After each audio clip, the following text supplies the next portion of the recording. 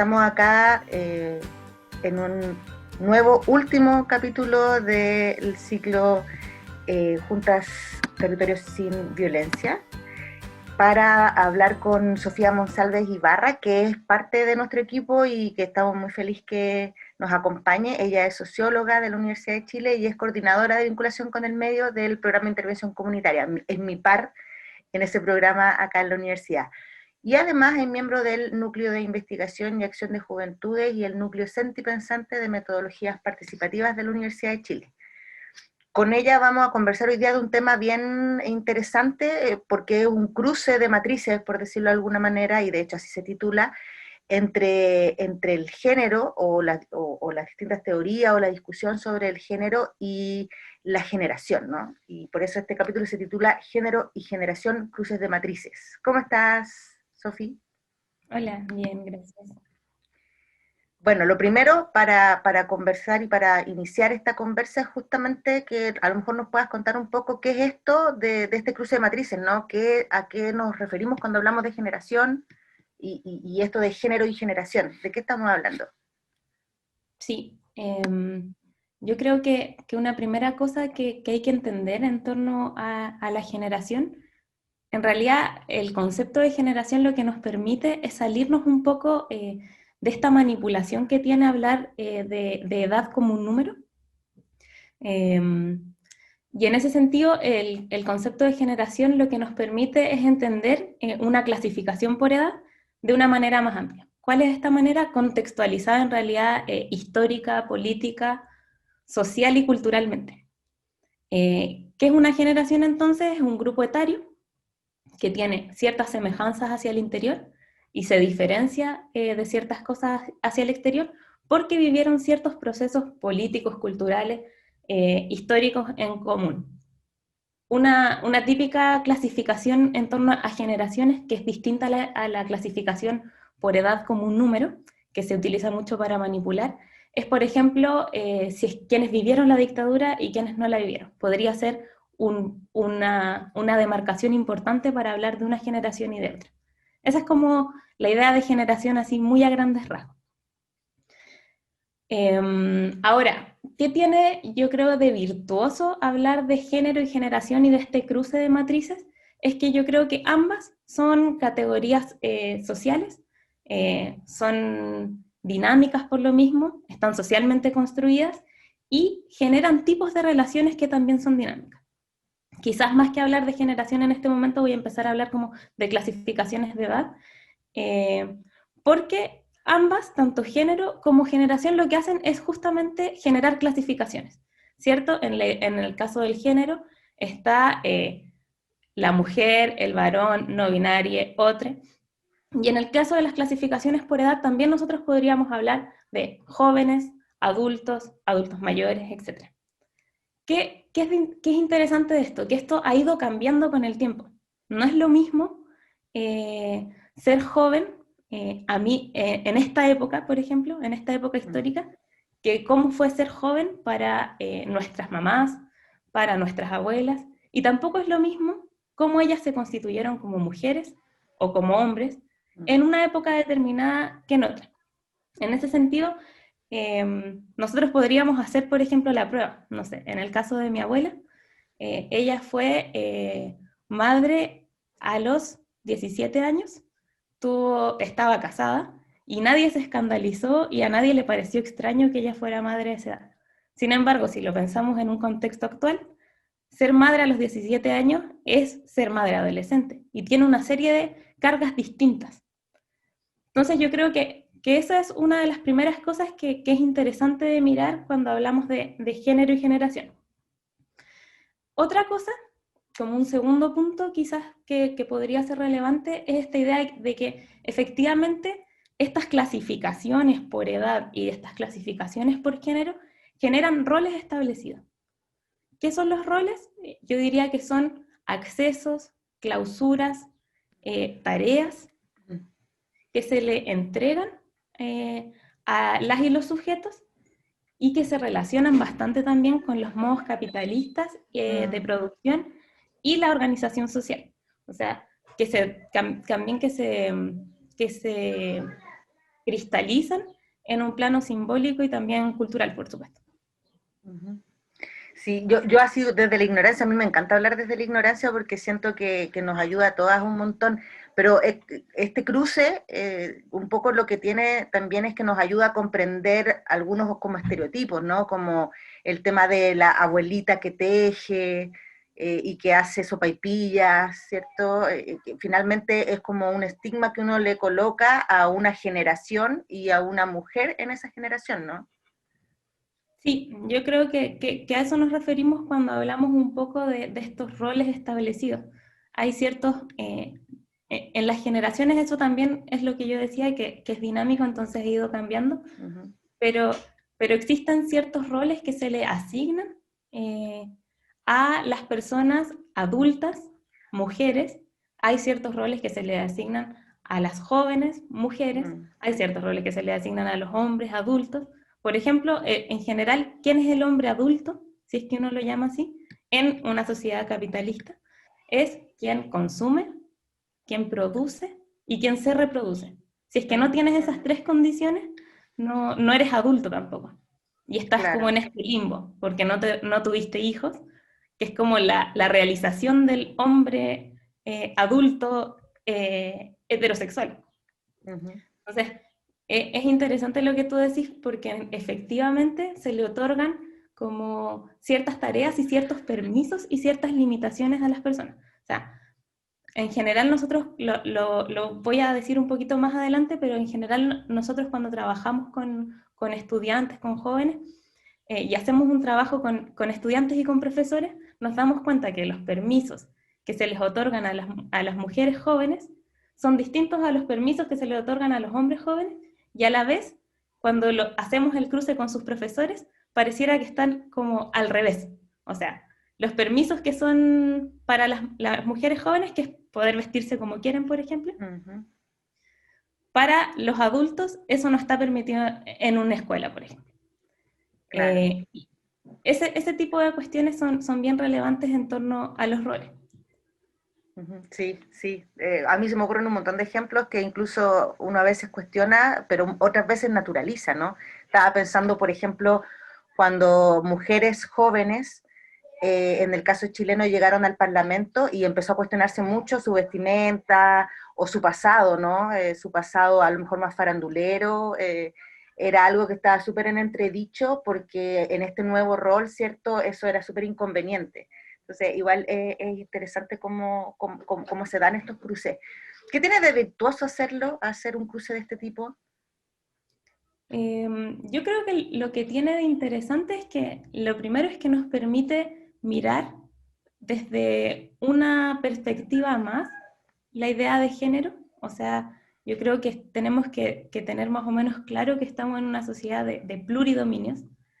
Efectivamente existe el género puede ser una mirada, la generación puede ser otra mirada, como otro lente que uno se pone para observar. También podría ser la racialización o las etnias, cómo eso se configura como un sistema de dominio. Entonces yo creo que lo interesante de hacer este cruce es primero que nos da otra perspectiva y nos permite entender fenómenos y constituciones de sujetos de manera más compleja. Y por supuesto que la idea de mirarlo es también querer transformarlo, o sea, tratar de buscar en qué momentos estos sistemas de dominio empiezan a trabajar también juntos, y ese trabajo en conjunto implica también pensar estrategias para terminar con esto en conjunto también. Creo yo que esa es como la potencialidad que tiene. Sí, absolutamente.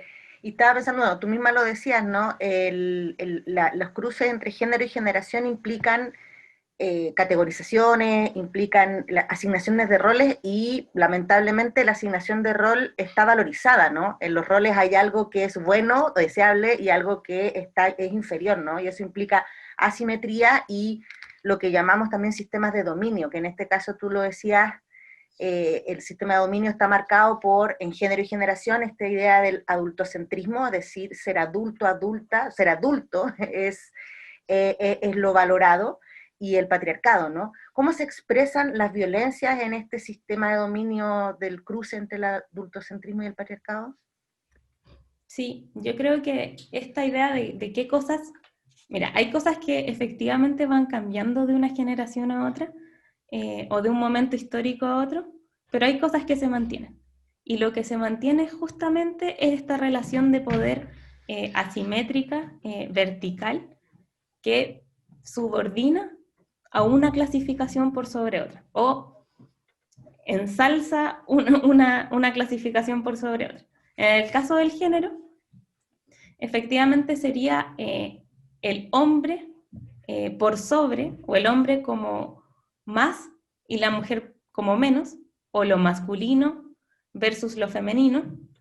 Eh, y en el caso de la generación, y eso constituiría el sistema de dominio patriarcal, y en el caso de la generación es el adulto versus el joven. ¿Qué quiere decir esto? Que el adulto es lo que se espera, lo que está bien, lo que constituye la norma, por las tres cosas que yo decía antes, que consume, produce y se reproduce. Y el joven está siempre en una constante preparación para. También las otras clasificaciones de edad, que es lo mismo que pasa con el género, ¿cierto? Que el género, nosotros hablamos de lo masculino y lo femenino, o el hombre subordinando a la mujer, pero también es la heteronorma en realidad. En el caso de la generación pasa algo parecido. Está el adulto o lo adultocéntrico, el adulto está en el centro, y las otras clasificaciones de edad se entienden como menos relevantes, menos importantes, como ya, no sé, los abuelitos ya pasó su vida, ya está terminando el ciclo de la vida, ya no tiene nada que aportarle a esta sociedad, solo tenemos que cuidarlo. Y el joven es el que se está preparando para, siempre está en una preparación, no es él como sujeto hoy en día, sino que es él en preparación para. Es el futuro del país, también se dice, o sea, y tiene ciertas concepciones de ese tipo. Entonces, yo creo que esa es una primera cosa que tienen en común, esta simetría, que por un lado genera el adultocentrismo y por otro lado genera el patriarcado, y que esto, a mí me parece que ya esa simetría es violenta. O sea, pensar que alguien está por sobre otro y no pensar en relaciones horizontales y no pensar en que todos somos iguales, es muy violento y afecta de gran manera. Y lo que yo decía, que esto tiende a funcionar en conjunto. Adultocentrismo y patriarcado son muy buenos amigos y funciona muy bien con el sistema o en los modos capitalistas de vida que tenemos. Y en ese sentido, la carga que se le otorga a las mujeres jóvenes es muy potente también. Más si es que, por ejemplo, fuera, y ahí tiene que ver todo el tema de la interseccionalidad que dicen las feministas,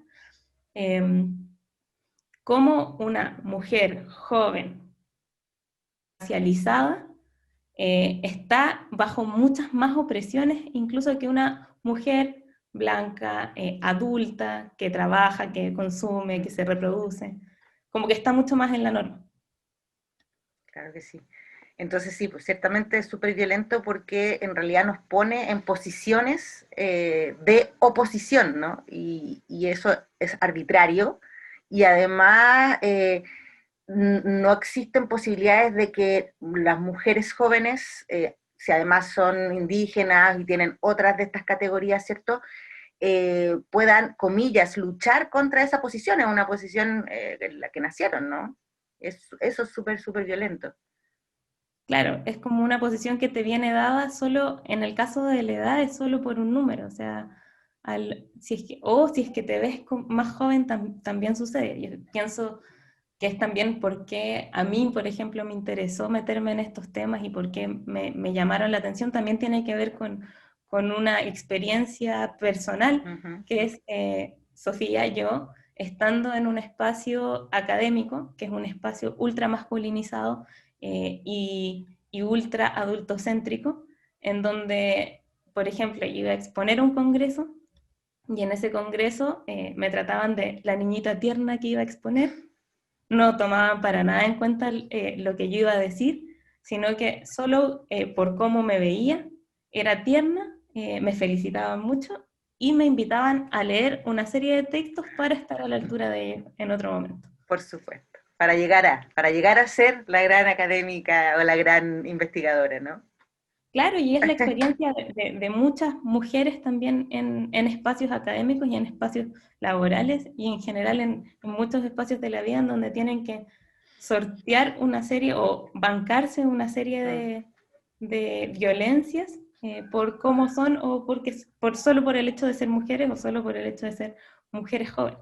Yo creo que eso es algo que tiene de potente hacer el cruce de esta matriz, que es una de las tantas que se puede hacer. Uno podría hacer otro cruce y veríamos más o menos lo mismo. Veríamos cómo se generan estas clasificaciones y cómo se generan estas subordinaciones.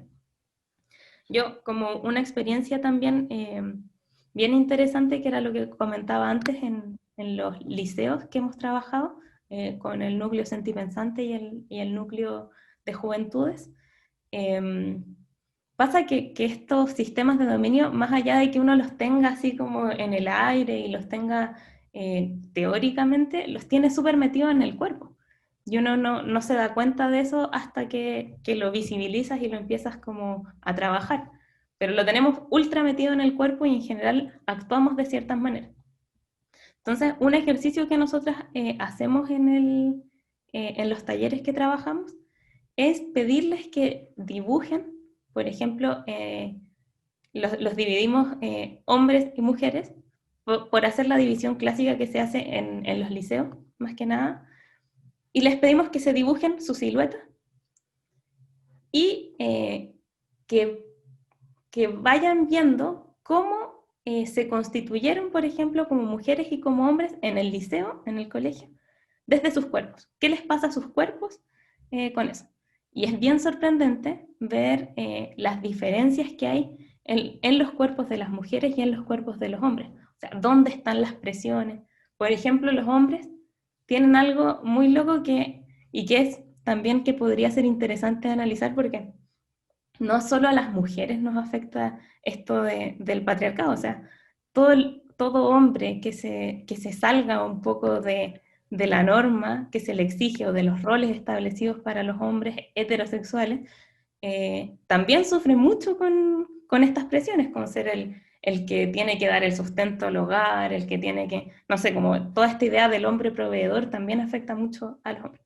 Pero es bien interesante porque, por un lado, los hombres ponen, por ejemplo, mucho peso, se ponen así ladrillos y cosas en los hombros. Se ponen un reloj, como de cómo el tiempo los está determinando a ellos, su biología, todo, sus impulsos le llaman, ese tipo de cosas. Ponen, me acuerdo que eso es más que nada lo que hacen los hombres y escriben mucho en el papelógrafo en general. En cambio, las mujeres ocupan muchos colores, es lo primero que es muy distinto como de ver los papelógrafos. Ponen una sensación en el estómago muy fuerte, como de angustia. Se rayan toda la cara porque no pueden ir pintadas, por ejemplo, el liceo. Se ponen alambres de púa en las piernas porque tienen que estar con las piernas cerradas. Se marcan bien la falda, marcan bien todas las cosas corporales y se anulan un poco como sus partes genitales. Hacen una serie de cuestiones así, de como no moverse mucho, incluso cuando lo hacemos espacialmente, como los espacios que ocupan las mujeres y los espacios que ocupan los hombres en los liceos, es increíble. O sea, los hombres tienen todo el espacio del patio gigante para jugar, para, no sé, jugar a la pelota, hacer un montón de cosas, y las mujeres quedan reducidas a un espacio muy chiquitito, en una esquina de la sala o adentro de la sala, que también marca como una diferenciación del espacio público, como quienes ocupan más espacio. Los hombres en general no tienen problemas con la vestimenta. Hablan del pelo, a ver. Pero todo el tema como de la vestimenta y de esto de las piernas, de atarse con alambre de púa a las piernas, de no pintarse, es muy marcado cuando lo hacemos en los liceos en las mujeres jóvenes. y es súper violento. Por de hecho, el dibujo yo me lo imagino y es efectivamente una manifestación como visual de esa violencia vivida en nuestros cuerpos. Claro. Sofi, bueno, te quiero dar las gracias a nombre de la Facultad de Ciencias Sociales y del Programa de Intervención Comunitaria, donde ambas trabajamos, por este capítulo, el último capítulo de este segundo ciclo del video podcast, que esperamos sea un espacio de formación que nos prepare a todas las personas que lo vean a un proceso de formación para prevenir la violencia de género, y en ese sentido esta ventanita que acabas de abrir, porque yo creo que muchas de nosotras, por ejemplo, no habíamos a lo mejor hecho este cruce, es súper interesante y desafiante. Así que muchas gracias, Sofía. Muchas gracias. Una última cosita que Dale. quizás me gustaría decir es que efectivamente para construir territorios sin violencia es necesario empezar a mirar desde todas estas perspectivas. Es necesario construir relaciones intergeneracionales, o sea, que constituyan tanto, que nos constituyamos en equidad o espacios más democráticos entre adultos y jóvenes, como también con equidad de género. Y lo mismo con otras opresiones que se viven. Y por eso mismo construir territorios sin violencia es una tarea de todos, no solo de nosotras como mujeres, sino que la idea es poder incorporarnos todos a construir ese espacio más democrático y más igualitario. Absolutamente, estoy muy de acuerdo contigo. Así que muchas gracias por esta participación y nos encontramos cotidianamente y con todas las personas que están viendo este video, ojalá en otras instancias también. Chao.